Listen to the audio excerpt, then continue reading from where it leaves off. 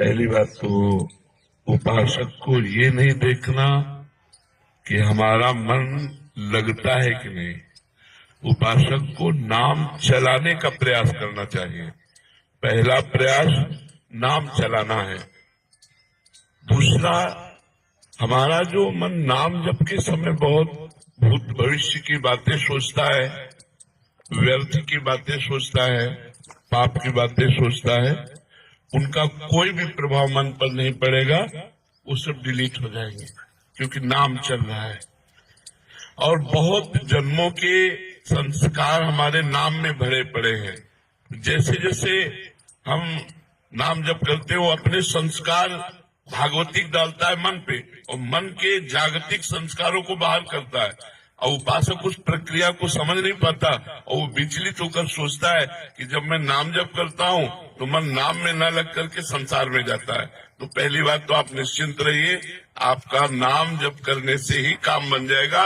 मन भले संसार में जाए, मन भले इधर उधर का चिंतन करे, उसे कोई फर्क नहीं पड़ता।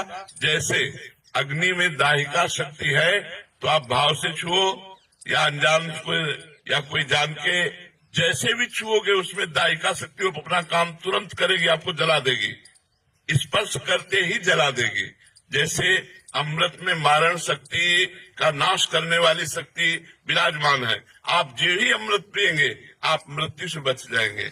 जैसे विष, उसमें मारण शक्ति विराजमान है, आप जो ही पिएंगे आप मर जाएंगे क्योंकि उसका प्रभाव है। ऐसे नाम में आनंद शक्ति, तारण शक्ति, पाप क्षय शक्ति, दुखों का विनाश शक्ति, ये सब विराजमान है।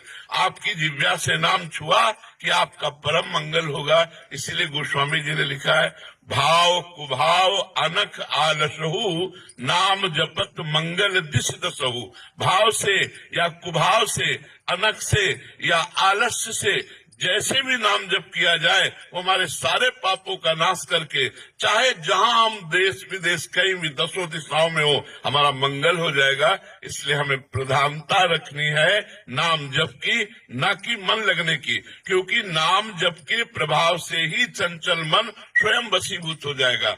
हमारे रसिक महापुरुष श्री ध्रुवदास जी से पूछा गया कि मन बड़ा चंचल है, कहीं भगवान में लगता नहीं है, तो इसका क्या उपाय है कि मन को लगा दिया जाए। तो उनका मन तो चंचल सबनते, या को कौन उपाय। तो बोले साधन को हरि भजन है, कै सत्संग सहाय। यदि महापुरुषों का सत्संग मिले और भगवान नाम जप करने को मिले तो हमारा मन आज नहीं तो कल निश्चित लग जाएगा। लेकिन आज हम अभी राधा बोल रहे हैं और अभी हमारे प्राण निकल जाए और मन संसार में लगा रहा है तो भी हमें भगवत प्राप्ति हो जाएगी। जैसे पुत्र में मन लगा था अजामिल का, ना कि भगवान में, और पुत्र का नाम था नारायण, तो जहां नारायण पुकारा तो उसका कल्याण हो गया। मन उसका पुत्र में लगा था, अपने पुत्र को पुकारा नारायण, लेकिन नारायण नाम भगवान का, तो उसका अंतिम समय काम बन गया। और हम जानबूझ के राधा राधा बोलेंगे तो हमारा मंगल नहीं हो जाएगा। वो तो अपने पुत्र के लिए नारायण बुलाया तो उसका कल्याण हो गया। हम जानबूझ के राधा राधा, कृष्ण कृष्ण, राम राम, शिव शिव, हरि हरि जपेंगे, हमारा परम मंगल हो जाएगा, मन लगे या न लगे।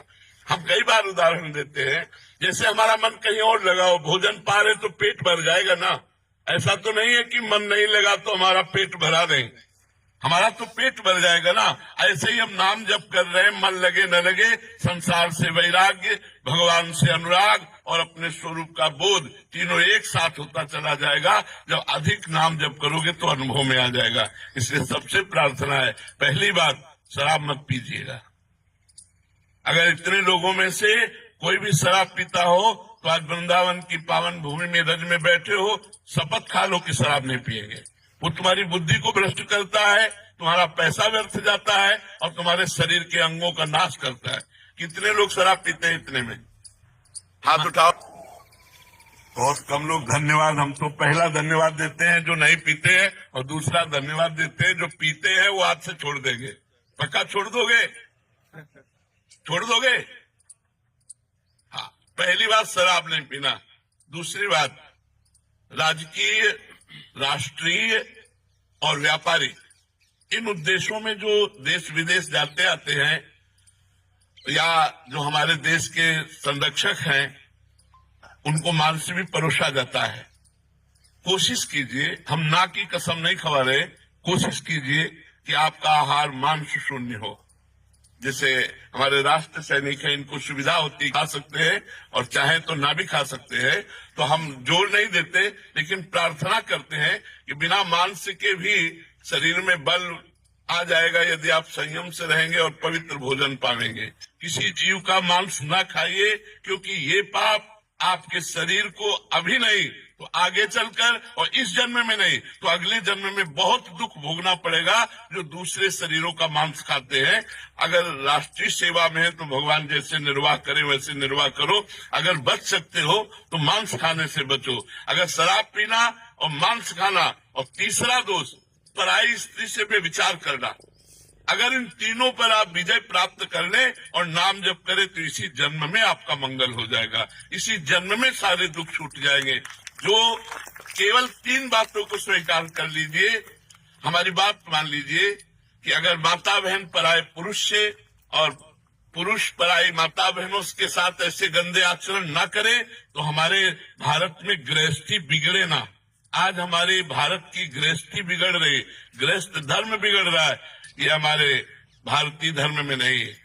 प्राणपन से पत्नी को अर्धांगिनी माना गया और पति को प्राणेश्वर माना गया। जहाँ हमारे धर्म में ये बात है, वो ये बातें, गंदी बातें ऐसे संशय पैदा करें जो पराये पुरुष पराई स्त्री। तो ये 3 बातें आप स्वीकार कर लीजिए तो आपका जीवन धन्य हो जाएगा। किसी से आशीर्वाद मांगने की जरूरत नहीं है।